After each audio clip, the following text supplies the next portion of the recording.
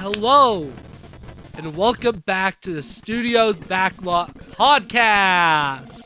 Today, we're going to actually be putting the studio backlot part into good use. Because today, we're talking about Alex Point. Anyways, yeah, so, if you haven't already watched Alex Point, link will be down below. It's not on this channel, it's on a secondary channel. So it's I don't know. I feel like I've done enough Alex Point videos that is hard to miss, but we'll find out. So really, what we're gonna be doing here is I'm gonna be really talking about the behind the scenes stuff, what I did in production, and obviously these both were actors in it as well. So like, and Brandon, he's been on multiple sets, so obviously this is my first time directing a movie, so he can definitely be like, oh yeah, this is what Alex did wrong, this is why Alex is stupid. And honestly, the entire project, everything was just completely incorrect. I had Cole on a little bit, so I definitely got a little bit of like, oh, that makes sense. Because I definitely, if you listen to director's commentary, I actually talked about this one in depth. But the 180 degree rule, I was like, that's for suckers for most of the film. It didn't hurt most scenes, because in most scenes I followed it without even thinking about it. Then you have stuff like scene 10, where I think in theory I liked the script there, and while it did come together well, the 180 degree rule could have elevated that scene from being decent to actually good. Because I definitely think that scene in particular was hurt for me not following the 180 degree rule. Because where's the 180 degree line? Because I set up the 180 degree line like 3 times, and I never stick to any one plane, and it's like, Alex. Where scene 6, which is the same type of scene, which is a Jim Bob Zach scene, it's followed. And that scene, I actually like that scene quite a lot. And minor little things like that make it just smoother. And it's just as a whole, I learned a ton. Like, double check the camera settings before you hit the record button, because you might have a completely blown out picture. The fist fight scene, you never saw how bad it looked before I did any color grading, Brandon. No, I did not. What's in the movie? Obviously, it doesn't look great. I think it looks good. I think I made it look watchable. I agree. I think it looks good. I thought it was really funny. But that was also with hours of color grading. Okay, hour and a half of color grading. Before color grading, oh, it was horribly washed out. Horribly washed out, especially the middle parts. The middle parts were... Oh, it was bad. And if you watch the behind the scenes, if you watch the blooper reel, I don't do... None of the stuff there is color graded. So that's how all the scenes were originally shot. So, like, the scenes that we filmed in the garage have the yellow tint and all. And the fight scenes are blown out like crazy. Just in general, you two, you were there pretty much every single day, both of you. So, obviously, you're the 2 people I know on this channel that also want to be actors as well. So, obviously, y'all killed it, obviously. Obviously, I'm saying... I take a shot every time I say obviously. You'll be dead by the hour. Now, of course, these guys were the only 2 people in my cast that want to be actors full-time. Which is one of the reasons Brandon was one of the first people I went out to. And this is a director's commentary story as well. But Seth, you were one of the later people I asked to be in the film. You still got asked the same day as everyone else. I asked everybody on the same day. Besides maybe Cole and Britt. But then I started writing the script, and then I was halfway through, I was like, oh crap. Seth said yes. Which is why I gave you all the badass moments. That was my way of apologizing to you. That's why you're the one that disarms Jim Bob. You're the one that gets, like, the final line besides me in the Alex Point universe. There's a couple other moments. I made sure to give you cool moments because I felt bad about that one. I was like, oh god. And I just Yeah, I sat heard there. everyone in the theater. I just sat there and was like, okay, did I forget anyone? Because obviously, this is a short film with a lot of characters. So getting the balancing right was definitely something that I had to like, okay, how do I want to balance this? I knew right off the bat that Brandon Mann had to be a main character. Yeah. Zach is one that unintentionally became a really, really, really big character. Yeah, I would argue he was the main protagonist besides Alex. No, I would argue he is the main protagonist, including Alex, actually. Really? Yeah, I could see it. And that was unintentional. That's just how the cards laid out. Zach became incredibly important. You know, it all worked out. He's an extremely charismatic actor, so it works out. It worked out very well. In fact, again, I said in director's commentary, but Alex is useless to the story. He starts the universe, and that's all he does. The main story is the brothers uniting to fight Jim Bob. Alex does nothing in the fight against Jim Bob. Nothing. That is a good point. He's just kind of there. Yeah.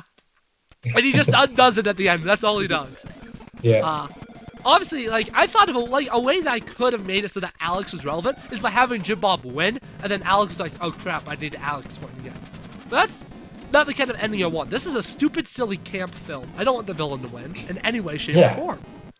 No. So, obviously, as cool as an alternate universe that ending would have been, was never really on the table, and I didn't even think about it until recently, to be honest. Another thing I did think of recently is a middle of the film Jim Bob scene, because is actually kind of a lack of them.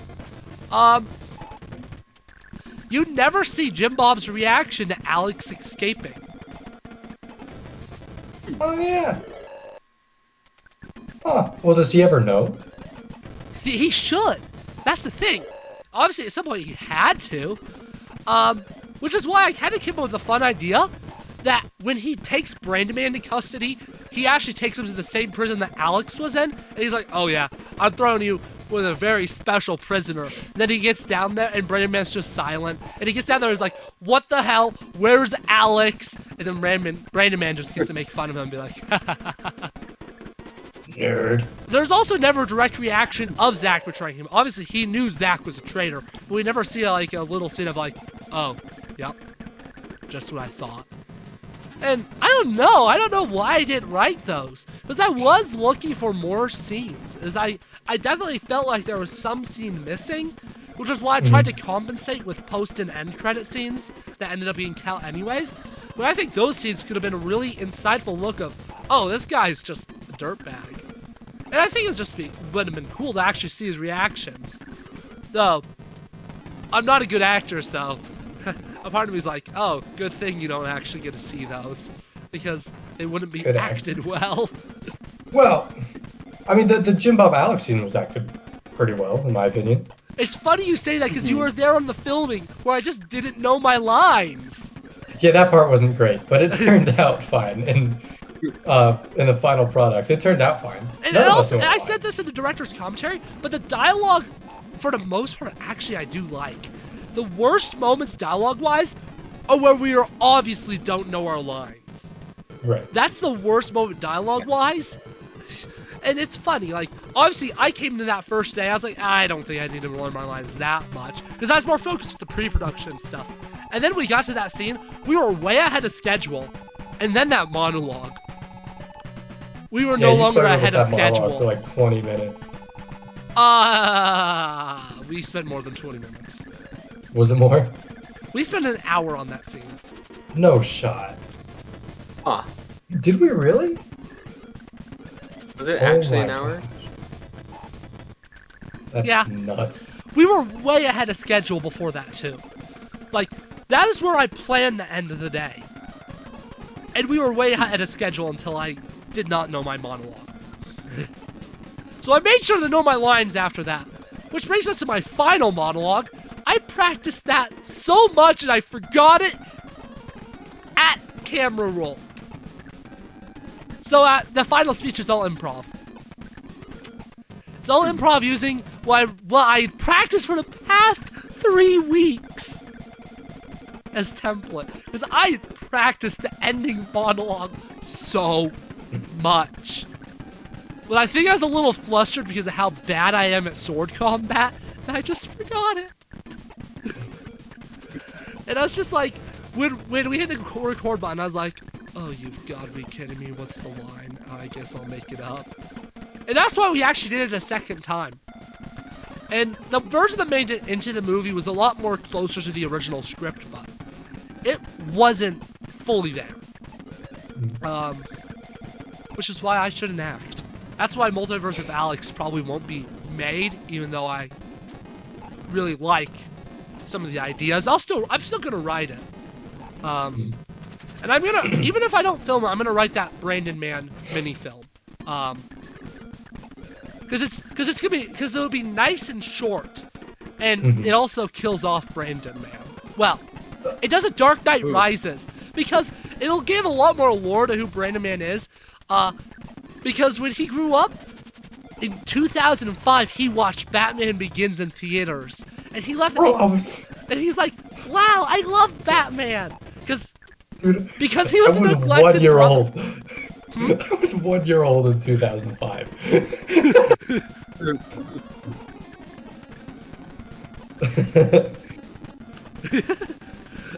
But he left the theater and be like, wow, Batman's so cool. And he's like, what are the two things I wish I could be? Batman and my brother Brandon. Which is where Brandon Man comes from. That's very cool. That's actually kind of sweet, yeah. And then Brandon feels all insecure about Brandon Man.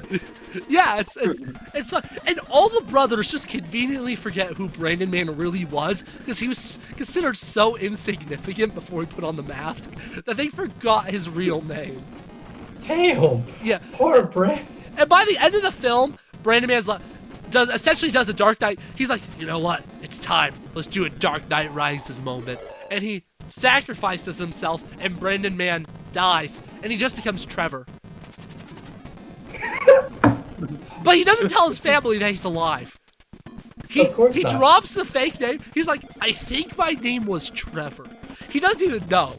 He just thinks that was his real name, and just adopts Trevor. that, and because it'd be a buddy cop movie, so he just becomes a cop at the end. So it's like, no more superhero, but I'll still enforce the law.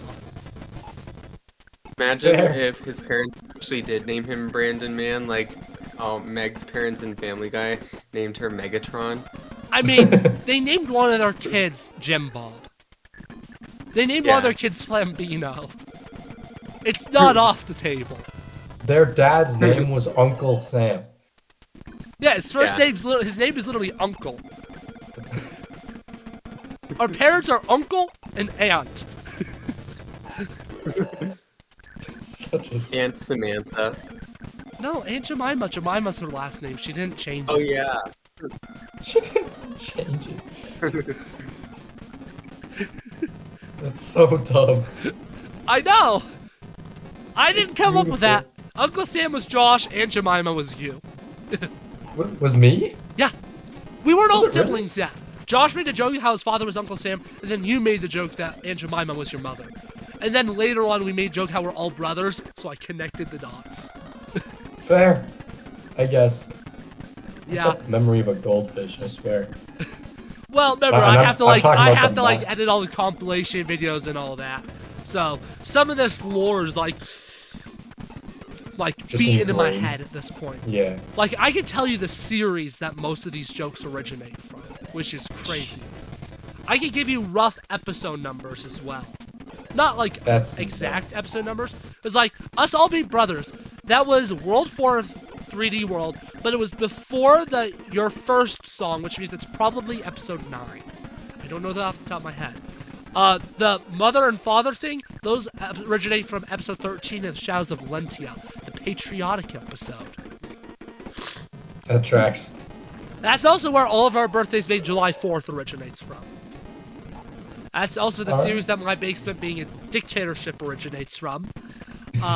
That series had so much lore. And we were just saying random stuff. And wow, it became lore. It tends to be how it goes. It tends to be how it goes. Yeah. Since Alex point, we haven't been as lore focused, which I'm honestly fine with. because it was just so absurd, so much of it. And the great thing about the reset at the end of Alex's Point is how much of it even exists now, which is something that we always have the chance to play with. We're obviously all brothers, but that's really all that I confirm, which is cool. It really leaves the door open. Oh, and Uncle Sam's still our father. But our mother, who knows who her mother is now?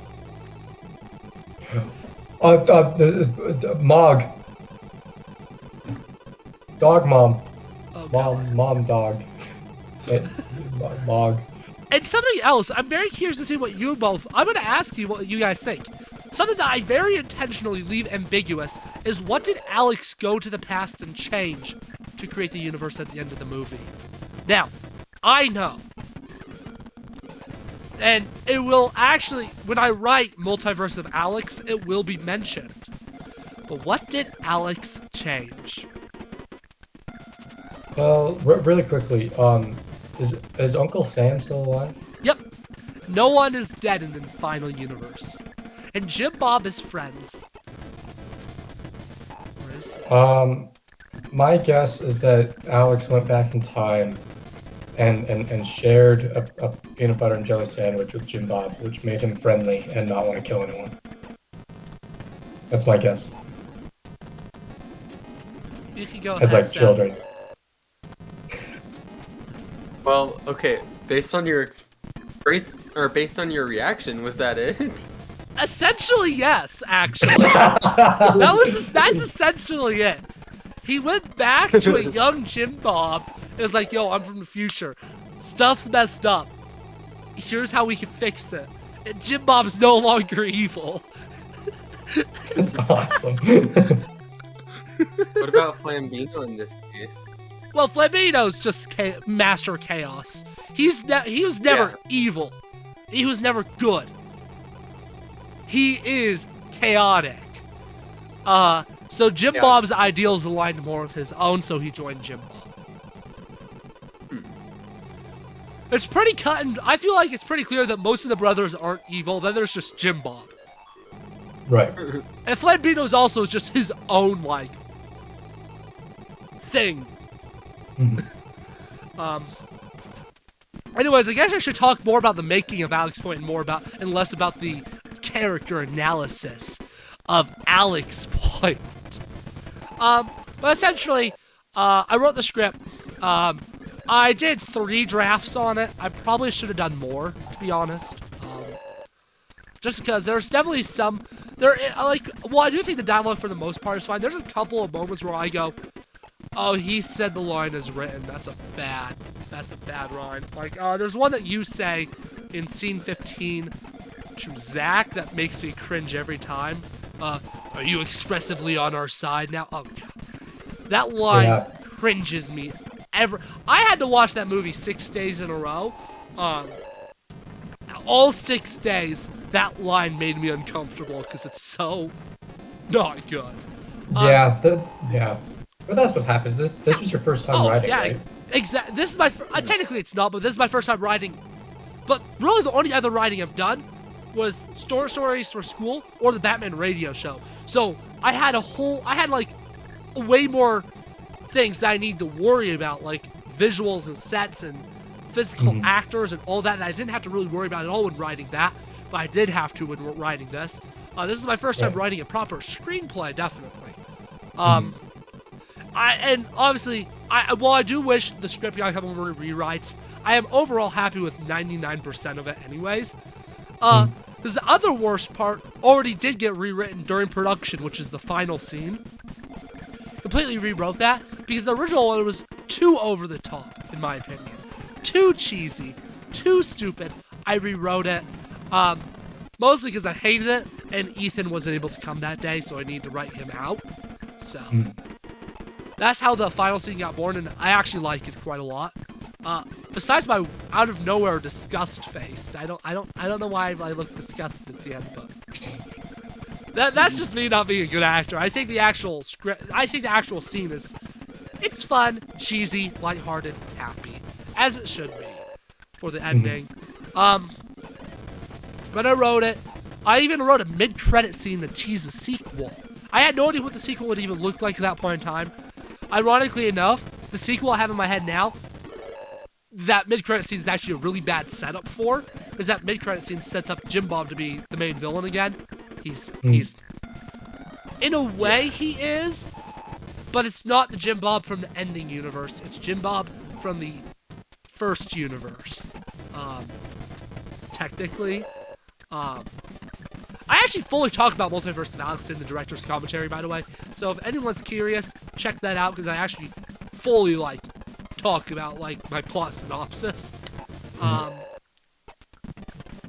After I did that, I just created this list of all the props I need, all the costumes I needed, and this is the spreadsheet that I also kept track of all my expenses up until the premiere.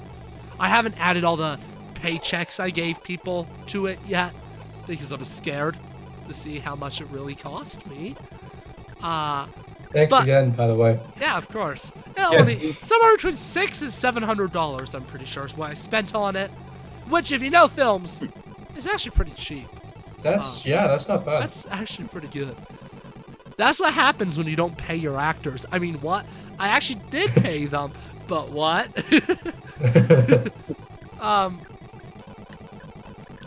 I could go. I actually think I already talked about when Cole was on the podcast. I'm pretty sure I talked about the whole like him not wanting to be paid for composing is why the actors got paid. I gave his money to everyone else. I still forced him. I forced him to have $15. Then I paid for his McDonald's that night. Because after the premiere, we went to McDonald's to hang out. I paid for his food. It was a fun time. It was a fun time.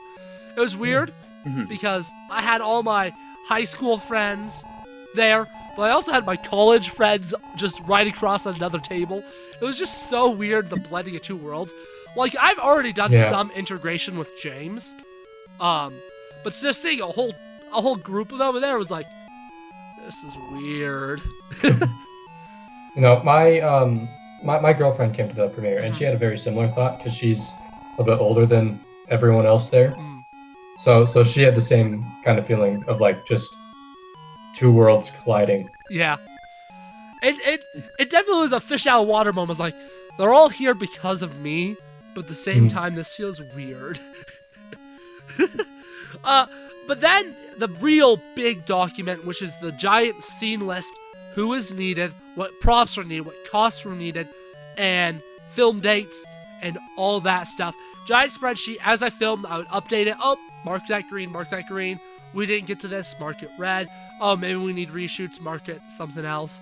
And as I start editing, I also kept track of it, of like, this scene's almost done.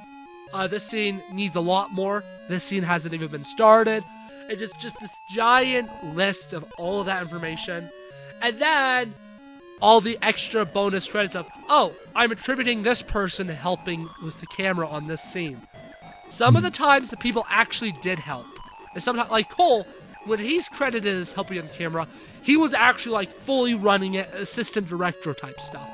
Where Seth for scene 26, which is the cut mid-credit scene, I was like, Seth, come down to the basement. I'm putting your name on the clacker board. You're getting credit for it. And you know what? Why not? Why not? You may also notice that two people are... I put both Brandon and Riley's producers, and that's because they helped give actors either rides to buy food or actually fully supplied food. So I gave them extra credits for that. And by that, he means I bought him Chick-fil-A once during filming. No, you got stuff for the cast at least twice. Did I? Yeah. I may have, actually. You did Chick-fil-A? Then we also both bought pizzas on the late night. Which is where we actually improv'd a end credit scene that got added to the script. But then ultimately got cut. Yeah. That one, a part of me is mixed of maybe I should have actually kept it as a mid-credit scene.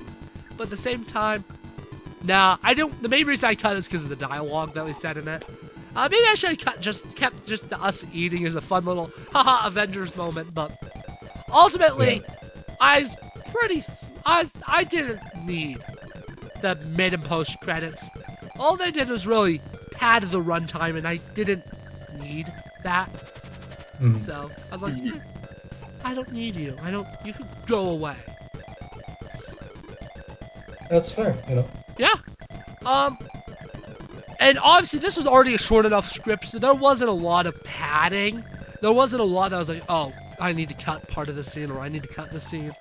Most of the cuts I made were for the sakes of trying to make the green screen look better or less awful, because this thing is tiny, my lighting and my lighting setup is not good enough for a high-end green screen production. It works for what I do gaming video-wise, where I'm on a thumbnail, where I'm like cropped down and put in the top corner of a video. It works for that. But when you have like 4 people in front of this, it's hard to make it look good. There's some moments where the green screen does look good, and then there's others where it's like,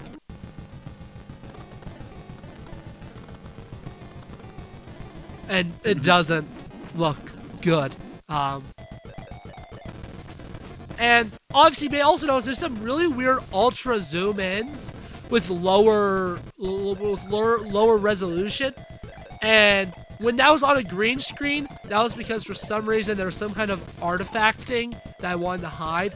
Like the scene with me and Ethan, it's because I wagged my finger, and it'll just be so much green around my finger as it wags. There's one scene, and I believe scene 16. Oh, right, before anyone says anything at all, yes, I'm alive. I remember that because the green screen just did not want to work there. The Ultra Key did not want to work there, which is why it was so zoomed in on me and why I looked so weird, is because I had to, like, screw with the settings for that one shot for probably an hour to hour and a half. Yeah.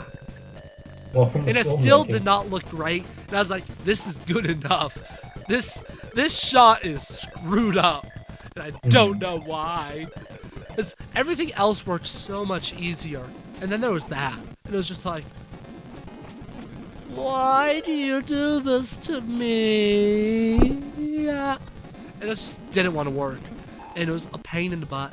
Green screens as a whole, that's probably that and me not wanting to act are the main reasons why Multiverse of Alex probably will not be made. I'll still write it, but it probably won't go into production because of those 2 reasons.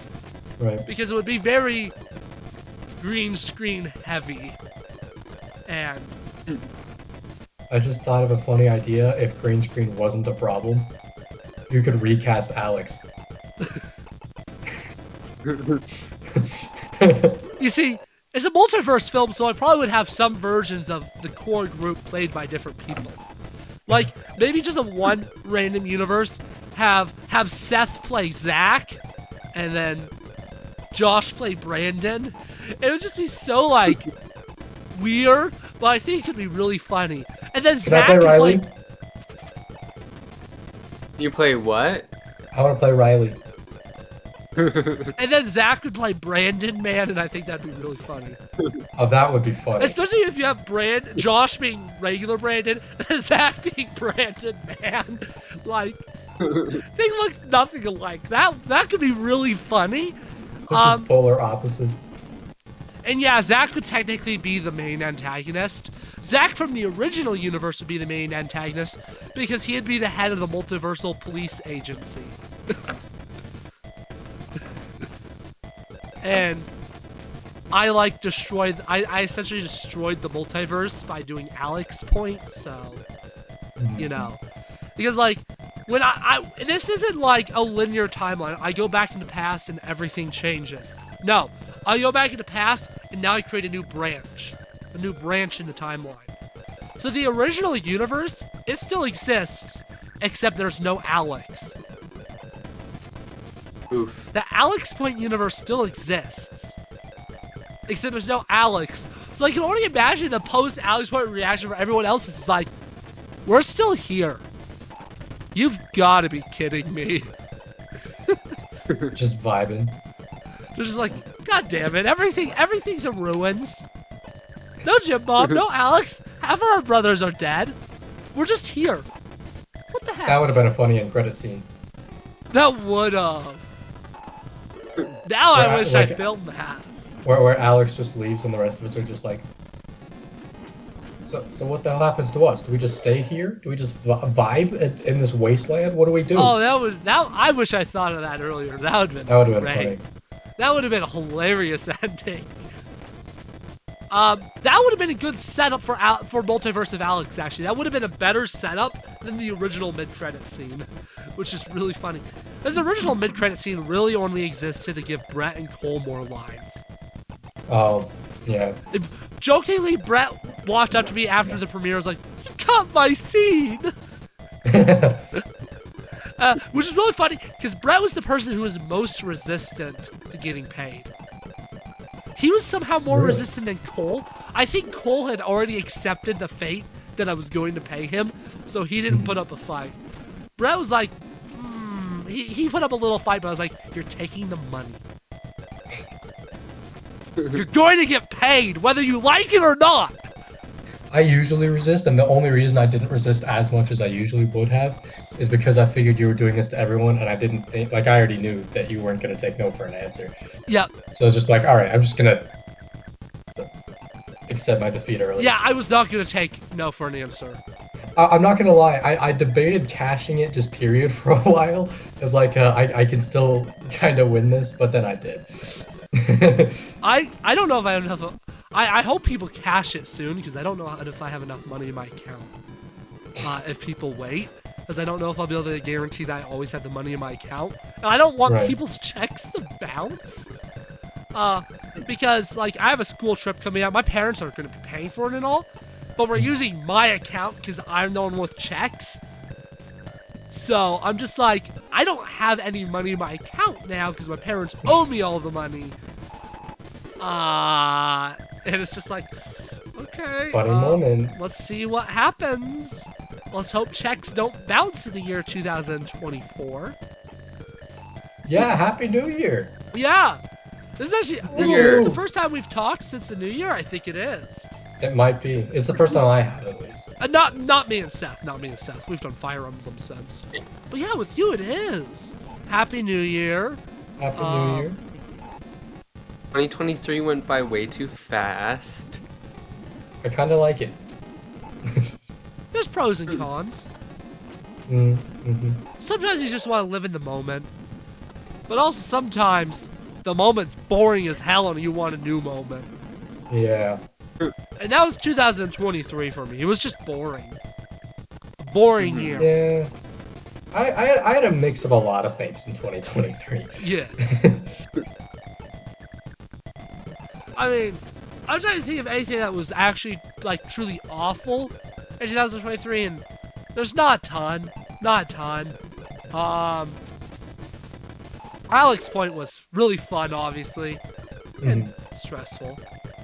Well, Especially that final yeah. month. Oh. That final month. Like, riding up to premiere was like, oh god. Because I don't think I've told you two yet. So obviously the gun tips are orange in the Alex Point universe. That's part of the lore now. But it wasn't always going to be. Okay.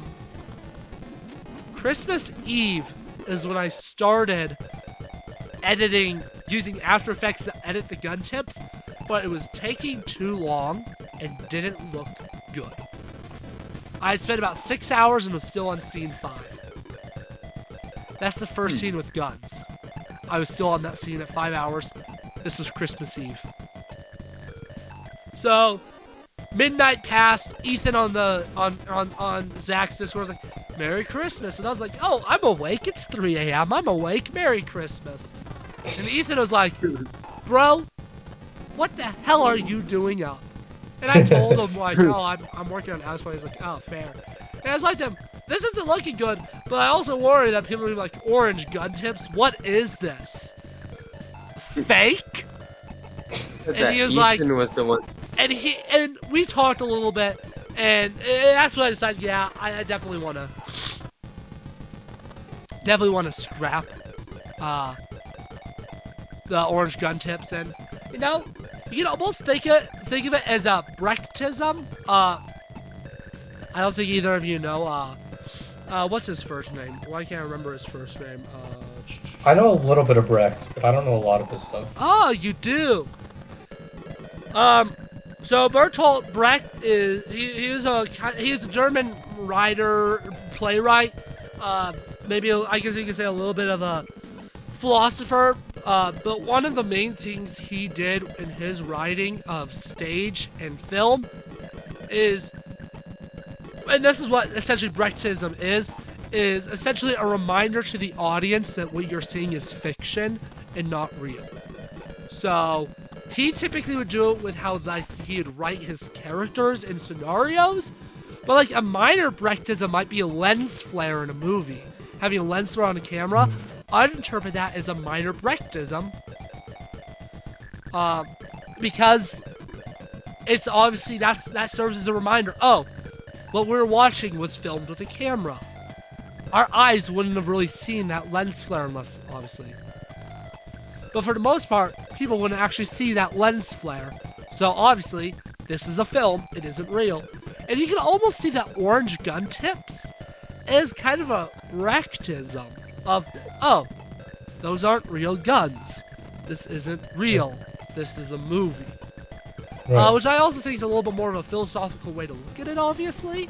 And that's not how I approach it at all. I'm pulling this out of my ass. I came up with this 2 minutes ago. That's fair, you know? But 2 minutes can make a big difference. It's That's what funny. I always say. In film classes, my classmates and teachers say, oh, and this could represent blank and blank about my films, and I'm like just sitting there. I'm not going to tell them. But I did not intend any of this. There's no deep connotation about water being in every shot, because I'm talking about like some deep metaphorical thing involving water. I just think water looks cool. That's fair. Actually, that's a bad argument. example because I actually did say to the class on that one, there's nothing deep, I just like water. But it's that kind of thing. I'm like, I don't... When I have narrative storylines, I don't like making them overly symbolic.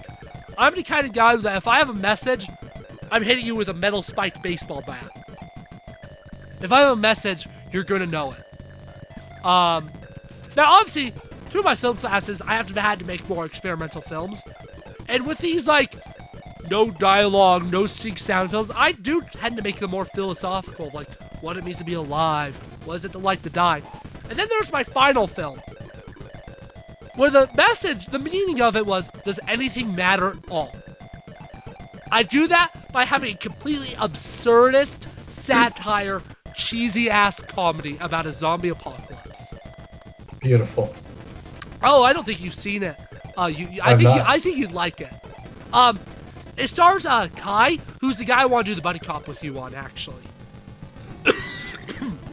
But essentially, it's about a guy who thinks he's in the zombie apocalypse.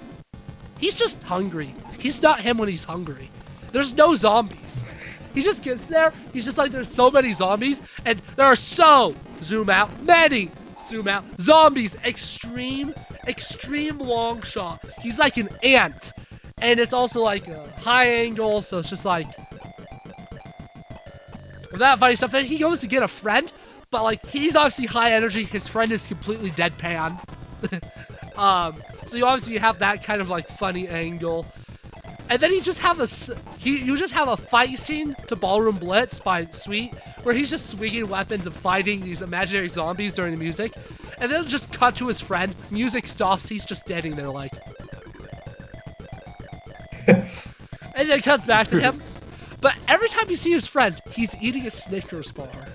I was gonna say, is this whole thing just like one gigantic, really long Snickers commercial? Because you said you're not you when you're hungry. And then eventually he's like, bro, you're not helping anything. They have, you know, like that little cat fight thing that we did in Alex Point? Yeah. I do that again. Yep, I do that again. Then, you know, and then the guy who thinks there's a zombie apocalypse is like, they're doing stage fights, but like the worst stage combat you've ever seen. Like, they're a foot apart. So he's just like, ugh. And then the other guy also does just one awful that he's like, oh! And he's reacting to all of them. And then he gets force-fed a Snickers and the zombies go away. And then they gaze into each other's eyes and they fall in love. and they're talking about getting married, and they walk off into the sunset, but it's actually not sunset. So the guy who thought he saw a zombie apocalypse says, "Have you seen Revenge of the Sith?" Other guy, "I've seen every other Star Wars movie." Him, "Well, I think I've lost the will to live, but I guess you don't get it," and just dies. He just dies. The other guy pulls out Snickers, takes a bite out of it. Scene immediately cuts. He throws the Snickers in the mouth, pulls it out. He's at the funeral. Except there's no place to actually bury the body. Because it's just a parking lot. And the gravestone is just a piece of lined paper with a cross drawn on it. And then I even wrote the actor's name, scribbled it out, then wrote the character's name. And then it cuts. Because it's a movie in a movie. And now you got the first guy who's like, I could go for a good Snickers bar. He goes to his fridge. He doesn't grab a Snickers bar. He grabs a stick of butter. He takes a bite out of the stick of butter. He chews. He finishes the butter. And it says, "That's not my Snickers." And it cuts again. This is a movie in a movie in a movie. And now it's me filming it. I'm filming the other guy. I have the whole slate stuff, and then he like says a joke like, "Does anything matter? Are we real? Does anything exist? Is anything real?" And then it cuts again to me editing the movie. Oh my gosh. And I take a bite out of the Snickers, and I say, "I don't even like Snickers." And I throw the Snickers bar back, and the movie ends. It's strange, man. Completely absurd. A completely absurd build-up. It gets more and more absurd the more it goes on. I'll have to send it to you, because it's completely absurd. But obviously, like, the theme behind it is, does anything matter? Does anything exist? Like, that's a philosophical thing. Yeah. I use it as a joke. Like, the final, like, set dialogue in the film is like, why zombies? Why any of this? What the hell? And that's it. That's all I use it for. And I don't know. I find stuff like that fun. Because, like, I want to do the film BFA my school has, which means I'm going to have to write an essay on what do I bring to film. And I think what I bring is a weird, because my teacher and classmates have essentially created a term called Alex humor. Because my humor is it kind of sticks out. It's not your normal, like, film humor. And I think that's what I bring to film. Like, but that film I made, it's called Apocalypse with a question mark. That's what happens. That's what I write when I have no self-control. Because typically, there are restrictions from my teachers in class, and I typically have self-control. Like Alex point, I had some sense of self-control when writing it. I try not to go too far.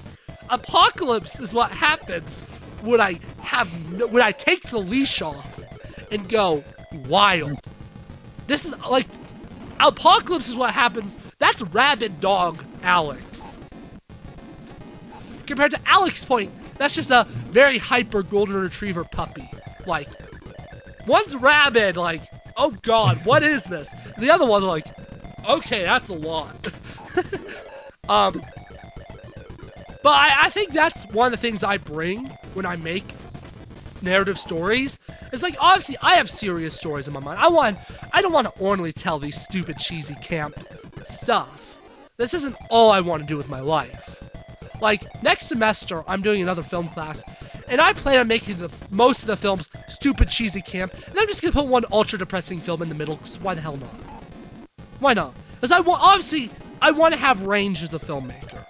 I don't want to only be able to make one type of film, but I do think that stupid, cheesy camp is one of the things I bring to it, because I can fully embrace it, and I still think I tell really fun narratives that make people go, that was funny.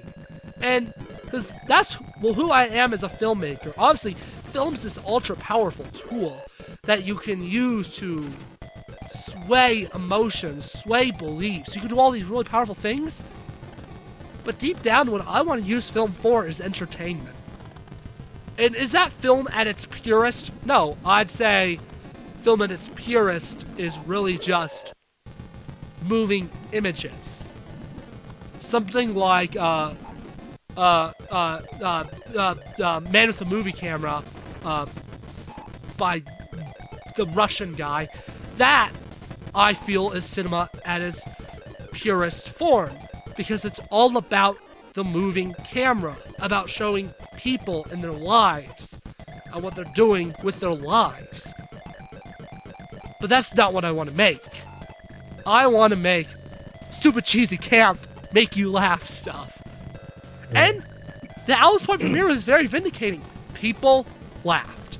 There's nothing worse than making something that's supposed to be funny and the room is... You know, comedy is like really, really difficult, and if you don't hook the audience within the first like 10-ish minutes, it is an upward battle. And you did really good in hooking them in those first 10 minutes, so that it wasn't an upward battle. And with Apocalypse, I did the same thing.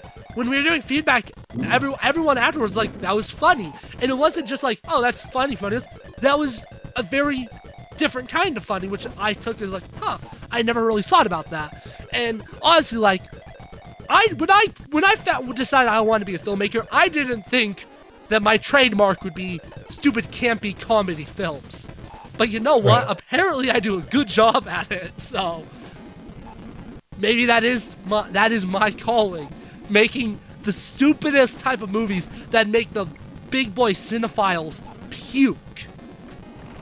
Like Martin Scorsese watching my college, like watching Alex Point, he would puke. He'd be disgusted. He would want to gouge his own eyes out. But, you know, but I feel like I've made people laugh, and that's one of the main things I want to do. I want to make people's lives better. I want to use film as a tool to enhance lives by giving them a good time so that they can remember. Because that's what cinema did to me. It made me laugh. It made me have a good time. It's so much of what I am comes from all these movies I've watched. And that's what I want to be able to do. Right. So yeah. How about acting in Alex Point? How was that? Well, that was good. I'd say it was good, more often than not. We're all of us already had like friendships going on for years before that, which made it really easy. So I've done a few small projects with people I've never met, and the chemistry just isn't as good most of the time. Especially because we also like with filming, most of the time you don't get to do like rehearsals. You get to do maybe one or two, and then they start filming, right? But and that goes for all filming, including Alex Point. But since we had already known each other for so long before Alex Point, it made things like really, really easy in terms of reacting off one another and all that stuff. And I think it worked really, really well. It also helps with, like, most of y'all weren't even playing characters. You were playing yourselves, too. Well... You're one of the exceptions. I wasn't. I'm technically... Me, Josh, and you are technically the three exceptions there. As we all have doppelgangers. He played Uncle Sam. Oh, and Uncle Sam. Yeah. I honestly forget Uncle Sam's in the movies, so... Yeah. But yeah, I feel like the set had a really good balance of screwing around and actually getting to work. And I think it was a perfect way to ease me into filmmaking. Is obviously, once I have like actual film budget and higher ups are like looking down at me like that, I'm not gonna be able to screw around as much. But I feel like that amount of screwing off allowed me to like get more into the feel and more comfortable with it. It's like, obviously, you've been on set, so what's the like the major differences between the Alex Point set and like what a real film set looks like? Overall, there weren't that many differences. Don't get me wrong, Alex Point was a lot less professional. But like, it was kind of a similar thing. It was more, yeah, I forgot how to speak. Hold on, I'm gonna need like 10 seconds of just silence so I can remember English for a moment.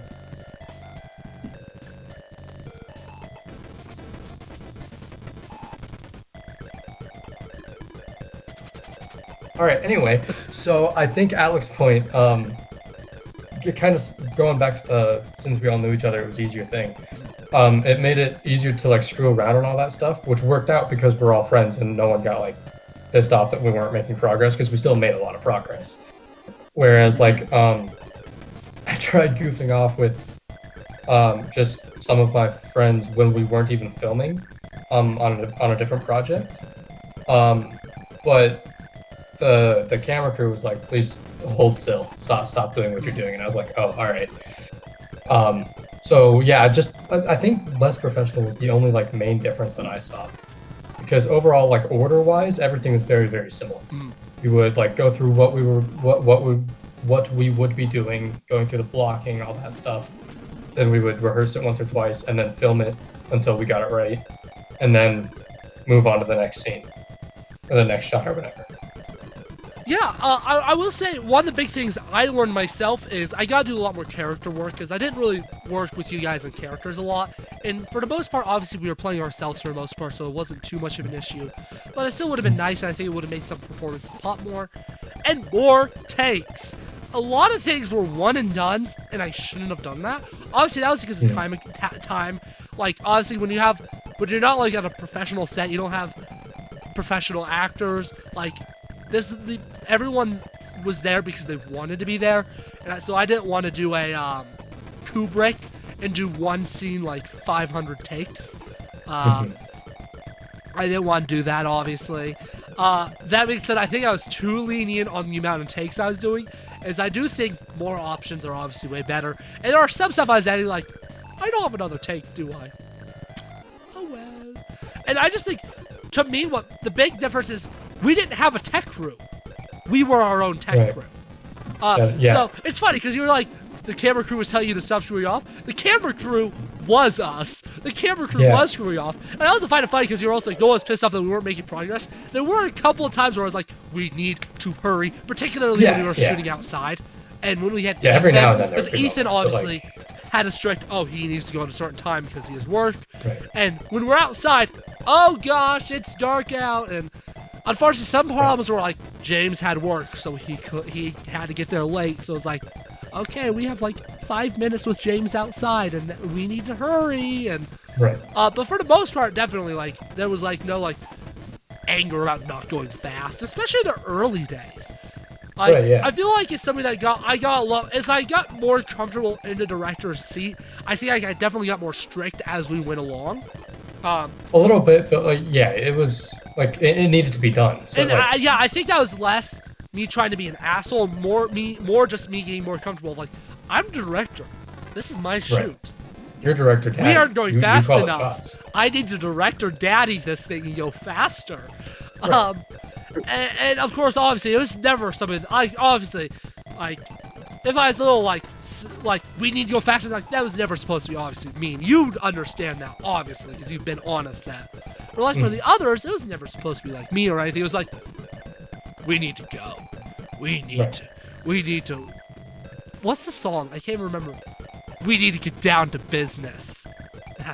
I'll make a man out of business. I couldn't remember the opening words. And I really think not having a professional crew was both a blessing and a curse. Especially for our first film, it was a blessing because they can't make fun of me not knowing what I'm doing. And also, again, like I said, kind of that ease into the process by kind of more screwing around and having fun. But it was a curse because it meant that we had to do everything ourselves. And if I had like an assistant director that could have said, Alex, you moron, use the 180-degree rule, then slap me, that would have made some scenes better, obviously. But again, first movie, people don't sit down and be like, you know what? It's time to make my first full project. I'm going to make it feature length. People don't do that. You don't jump into nothing to a 50-minute film. You make 5-minute shorts. You make a bunch of short films to ease yourself into a feature length. You don't go right to feature length. I'm insane. I'm a bloody loony. Because I go right into the 50-minute feature length crap. You don't do that. So, especially considering that, I think it's a miracle Alex Point turned out as good as it did, actually. think it's kind of the thing with acting. Like you start with plays, musicals, go on to short films, and then you can go on to like TV shows and movies and stuff like that. Movies before Unless you TV wanna shows. stay on TV stage. shows, to my knowledge, are the hardest. Yeah, they're not Yeah. easy. 'Cause Because I like don't- you know, with movies and stuff, you don't shoot in order. You never shoot in order, and the same is with shows. But I don't know why I figured with shows you would still go episodal. So you would film episode 1 out of order, because that's how you do it, and then go on to episode 2. You don't. There were days that I did episode 3 the same day as episode 1, and it was like, because characters grow throughout a series, right? So you have to quickly make that change of growth in the same day. And I think, like, obviously that's an issue that didn't even exist back then, because now there's a lot more time that goes into pre-production. Like Doctor Who, by the time this is up, season 2 of the rebrand will have already completed filming before this is, like, right as season 1 starts airing. That's a huge gap. But back in the day, they actually used to film episodes in order because they would film them like 2 weeks before they aired. Like, think of all these like 60s shows, like 60s Doctor Who, there were 40 episodes a season. So, like, they'd be like non-stop for like essentially a year of like production. And that's intense. That is crazy, and it's so good that we don't do that anymore. Because that's bad for everyone involved. I mean, with Doctor Who in particular, the strenuous schedule is why William Hartnell had to leave because of health issues, because he had enough health issues that he could not do that anymore. Which obviously gifted the show with its greatest asset, which is regeneration. But still, something that wouldn't have happened if it was filmed like a modern TV show, Doctor Who would have died with the first Doctor. There wouldn't have been a second Doctor. It's just one of those little things of like modern television is such a different landscape, and in some ways it's better. You have a lot more time to do things, but you're also more likely to have Netflix cancel your ass after one season. Yeah. And you know, Cole was my camera crew for Alex Point. He despite us being like the same grade level, he's like 20 steps ahead of me and knows so much more, and I don't even know how. Because he always has, not even just where he goes to school, he just always has. And like, he uses all these like fancy terms, and I'm like, what's a gaffer? You know what a gaffer is? Yeah, it's sound guy, I do now. I'm on the sound. Okay, good. But like when he first used it, I was like, what's a gaffer? Well, like I learned what a gaffer was my sophomore year of high school. To be fair, I took like special acting classes outside of DC, but I did too. still. Buddy, you gotta know what a gaffer is. I do now, just don't ask me to define it right now. Because, Define it right now. no, I know that like they're a sound guy. Aren't they like the ones with like all the tape and like get everything set up and all that? Yeah. More or less. There's more that goes into it, like a lot more that goes into it. But that's part of it. I think one of my classes this semester is called Lights, Camera, Action, and it's about pre-production and production. So I have a feeling I'm finally gonna get like a hands-on like, this is all pre-production. Because pre-production is really weird when you don't know how you're supposed to do it properly. Because I was like, I need to find sets, but I don't really know who to ask for a lot of these things. Like, if I want to use like a public space, like technically you need a permit. I didn't do that. Which makes it all the more funny that we filmed right in front of the police station.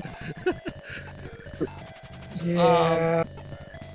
Technically, like, and that's all stuff, like, obviously I need to know who to ask, but also, once you're in the big boy leagues, you'll have people that are smarter than you with that. Right. Because obviously, like, I'm someone who, I want to know how everything works, but I don't need to be great at everything. Because everything's so specialized. Like, you're a cinematographer. It'd be nice if they know how to, like, edit or how to do lighting. Actually, they should know how to do lighting, actually. I take that one back. Cinematography. But it'd be nice if they, like, know how to edit and how to do sound design, because that can help them when they're, you know, working with the director to create shots. But they don't have to be super efficient, because they're most likely not going to be the ones editing.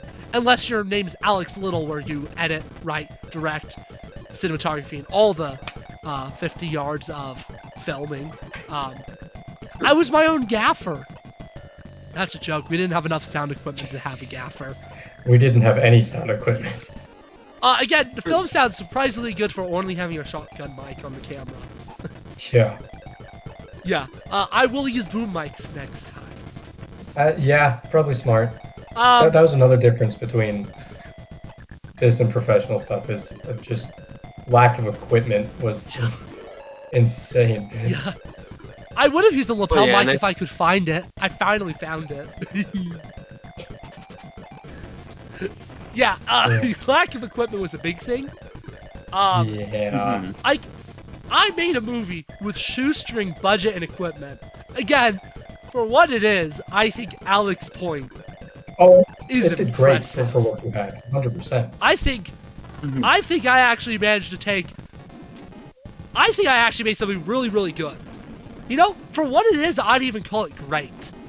Like, obviously, if you compare it to a film that actually had proper resources, proper equipment, proper time, proper budget, obviously those films are infinitely better. But take all that away. Chris Nolan, make a movie with $600 in non-professional actors or equipment. I dare you. It would still be better than what Alex Point, but I'm still really curious to see what it would look like. Because I wonder I hope he watches this and does that. Because I wonder how much better would it actually be. Obviously, the directing would be better. The shots would be better. But what would it sound like? Christopher Nolan is someone I have a lot of complaints with his audio balancing already. So would that be better or worse? When you take away all the equipment. All that you said is $600. You didn't say where those $600 would go. So maybe some of that $600 goes to a boom mic. Exactly. But maybe then they wouldn't have costumes. Maybe then they wouldn't have props. And it's really interesting. I would actually love to see these high-end, high-profile, amazing directors, inspirations. And I'd love to see them do this, because obviously they could. They could do it really well. And I'm very curious what it would look like.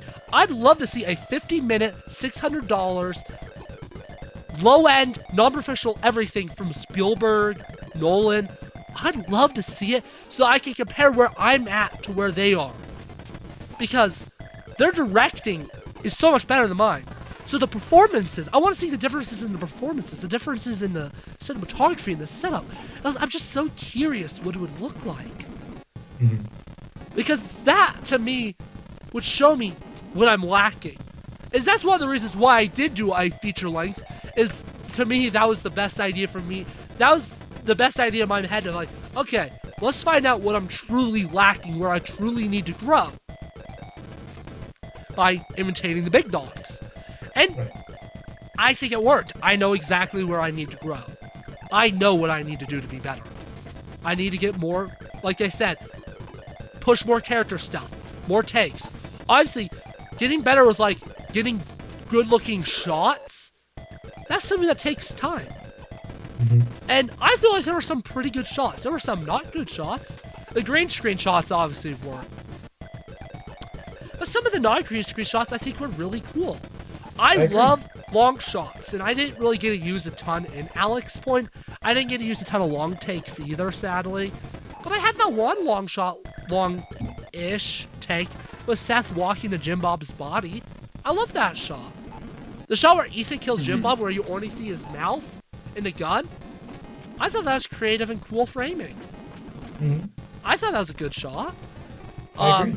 I think what Alex Point shows is that I have potential.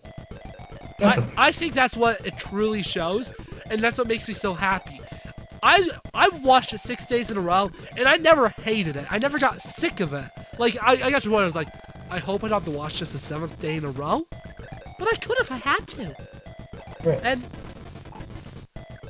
I feel like I'm making such good progress as a filmmaker now, and that wouldn't have happened without Alex Point. I think really throwing myself off into the deep end like a stupid idiot. Like, I jumped off the diving board without knowing how to swim. Right. And you know what?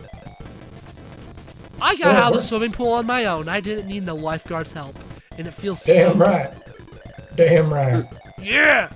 Anyways, Seth, we haven't heard from you. So, have you been on a big boy set yet, or is Alex Point it? Because I know you want to do film acting, but I know you've mostly done stage up to this point. Yeah.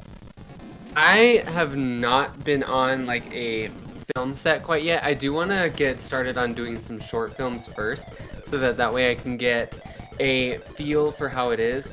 I'd say the type of actor that I am and that could probably benefit films and stage even is I'm definitely a movement actor, so I delve a lot into the movement of my characters. Like for instance, I had a final that we did in my acting 2 class. The professor who taught that class was actually on a pretty well-known TV show. I'm not gonna say what the TV show was to keep their privacy, but I had an acting coach on Gilmore Girls. Huh. Wait, hold on. Who was the... Was it like an actor or was it Actress, a yeah. technician? Actress. Huh. She wasn't like Wait. the main Gilmore Girl, but she's in plenty of the episodes, yeah. Huh. Recurring characters in TV shows is still a really good gig. Yeah. Most of my professors have been stage actors more than film. Yeah, makes But- sense. Still huge projects, huge, big stuff. It's pretty cool. But yeah, I'd say, looking at my final from last semester, I had to play an old man who was like tending to his garden and stuff like that. And one of the things I did was I specifically, anytime I wasn't speaking or anytime I was just listening to the other characters, I would delve more into the physicality, like just looking at the flowers and like analyzing the flowers that were on set and stuff like that. Making it look a little bit, well, it's obviously not real. I wanted to make it seem like it was real, like play into the illusion. 'Cause that's what acting is, kind of.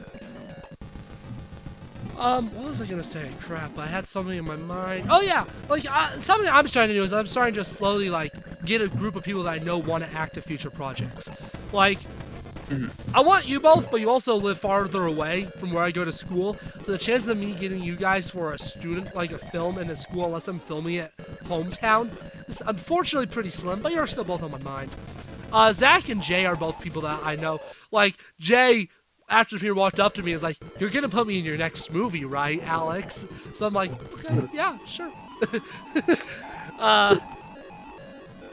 And of course, I also got started to develop a network of people up where I go to school as well, both within the film department and outside the film department. Like Kai, I mentioned he was in Apocalypse. I want him to be the co-lead in the Brandon Man movie. He's someone that's on my network. I'm gonna use him a couple more times. And that's what going to school as a filmmaker is about. Networking. Developing people that you want to actually use. Like, Brandon here knows Julian. I know Julian. He's a good person to know. He's a good He's a person great to actor. know. Because he's Really phenomenal. good actor. He's phenomenal. He's gonna have a great career. And hopefully both of you 100%. will too. I really hope so. Yeah. I hope so too. You know, it's an interesting time to be getting into the film industry. Yeah, especially with all the strikes and stuff like that. They're that happen. over, but I think they don't seem to have made a big Yeah. difference in Hollywood yet. So Mm. Hollywood That's- seems I'm more or less honestly- the same. I'm debating not going into film and staying on stage. I think Honestly, that would be fair. that does, at this point in time, does make a little bit of sense. Because the problem is you have less filmmakers scouting out stage actors. Right. Because that's how you used to get good film actors. Marlon Brando was a stage actor. And like all these like classical names, they were stage. Mhm. But all these modern schmucks that are kind of wooden, nepotism, not stage. All these big new actors are related to some big old actor.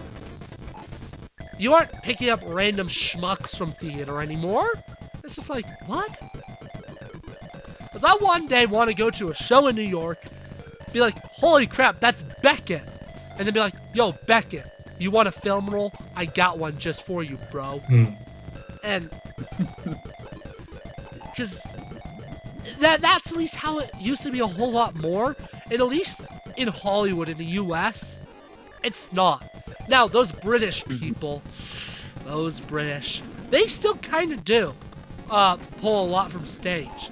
It's like all these big British actors, they started on stage. Patrick Stewart, Benedict Cumberbatch, Really? He Ian started on McKellen. stage? They're all stage. I'm pretty sure Benedict Cumberbatch is. I'm not as positive, but the other two I said I know for a fact. They still do stage acting, even. Yeah, I mean, think Patrick Stewart when was in Waiting for Godot, wasn't he? And Ian McKellen. Oh, They were right. co-stars in it. Wrong name. Yeah. Um, I think to acting takes a lot of determination because you're going to be denied roles a lot. Oh, Like yeah. there's no ifs, ands, or buts to that. You're going to be denied roles a lot, and you cannot let that get to you. No, you 'cause need the biggest. Go ahead. Oh, go ahead, Brandon. Oh, I was right. done. I was just gonna say the biggest like acting is such a competitive field. Like I've auditioned for a lot of things at school so far, and I haven't gotten a lot simply because I haven't shown anyone what I can do yet. Not probably more than that because there are a lot of talented people in high school too, but like it's so competitive that like we need something that high school needs is we need an acting practicum in order to graduate, at least one for theater majors. And a lot of here's a really good example. We're doing Cats the musical this semester, and it is a 19-person cast, and I think we had somewhere over 80 people audition. Like it is a competitive yeah. field. Yeah. I mean, I've done that, like, our high school, me and Seth's freshman year, the play was Cat and the Canary. That's 10 people. Mhm. And I feel like it's You're a really, good man. it's really easy to be a mid-tier actor. It's really easy. 100%. It's really hard to be a great actor. Mhm. And I feel like we're kind of that time in Hollywood where the great actors have all been there for a long time. The only new great actors are from abroad. Because all these international films are using these great actors, they're discovering them, and then we're looking at them like, hey, come to us. When we should be finding our own great talent too. Now, obviously, there's nothing wrong about seeing like this great French actor and be like, hey, you should come over to us. There's nothing wrong. But it's no secret Hollywood is the biggest player in the film industry. And a great actor deserves the biggest stage. Right. But we also need to scope our own great talent. Like, we can't let everyone else do their own work for us. The only talent we find are the mid-tiers. We need to find the top tiers. Right. I agree. We need to find more of these phenomenal actors, and also roles helps. Like Robert Downey Jr., like he's obviously great as Iron Man, Oh, 100%. but seeing him in Oppenheimer was like, Robert Downey Jr. can act? And it was mind-blowing. He truly, like, obviously people have been considering him a great actor for years because of Iron Man. With Oppenheimer, he's like, oh yeah, were you a doubter? Were you a hater? Well, screw you. I'm a great actor. And it's like, he's a great actor. Like, he could easily win a ton of awards off of Oppenheimer. By the time this video is uploaded, hopefully he has. He might have won a Golden Globe. I'm not positive. I think he's won some stuff for Iron Man. Oh, he definitely. I think he has. I think he won. I'm gonna quickly Google it. I think he won a Golden Globe. Yep. He won supporting actor in a motion picture. Oppenheimer, Golden Globe. And No, he's one of the greats for sure. he good. is. And before Oppenheimer, if you asked me, I would have probably said he's a good actor. But Oppenheimer's like, oh yeah. There's so much more to him than just being a slightly more egotistical version of himself. Right. And there's a bunch of like actors that you also don't think of as greats, but they are. Michael Cera is awesome. I don't know if I'd call him one of the greats because he is very samey, but he's so much fun to watch. Like, Michael Cera steals the scene in almost every movie he's in. Whether it's Scott Pilgrim or Barbie, he's top tier in every scene. And is almost always a highlight. I feel the same way with the Ryans, Gosling and Reynolds. They're both also so enjoyable. 100%. Question for my actors. Do you guys have agents yet? I'm I with do an not. agency, which That's good, is that's a good. start. Yeah. I still need to get an agency. I think I'm going to try and get one after college. Right now, I'm just trying to get I a would lot of... start now. I'd start now. Start Yeah. scouting agent auditions whenever they pop up and start doing them whenever you can. Because you'll only get better the more you audition. Because I've auditioned for an agent before. I've done it multiple times.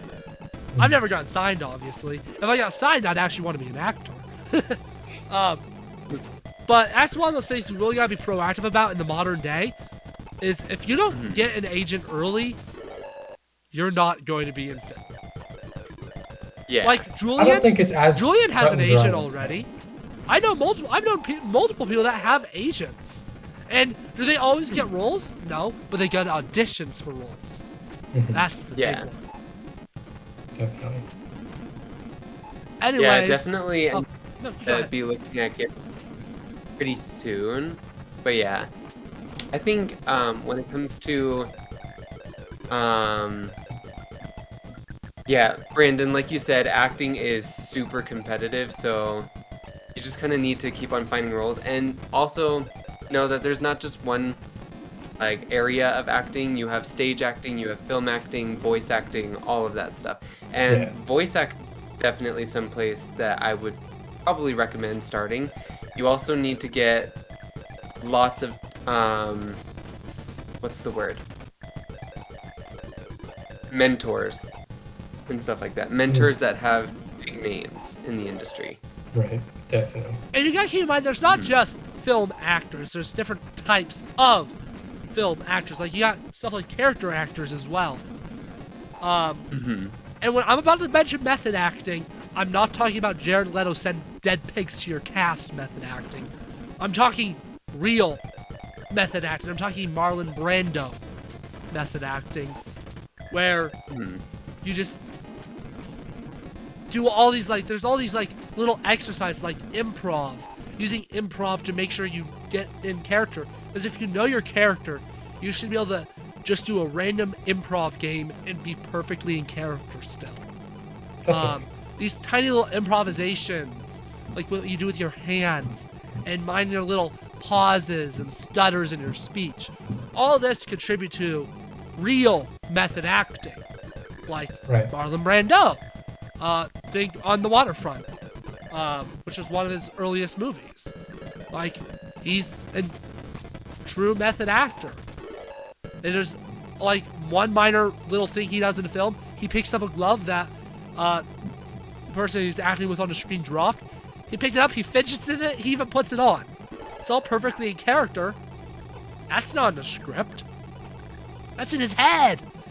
Right. Not in his head, in the character's head. Because that's method acting, baby. Don't. What? It's 2024. Did you really just dab for the tube? No. Your eyes are broken. Anyways. Okay, good. I'm glad. Anyways, gamer family. This backlot, you actually got to view a backlot for once. You really were on the studio backlot. But that's the end of this one. It's been real. I think. Oh, Bertolt Brecht?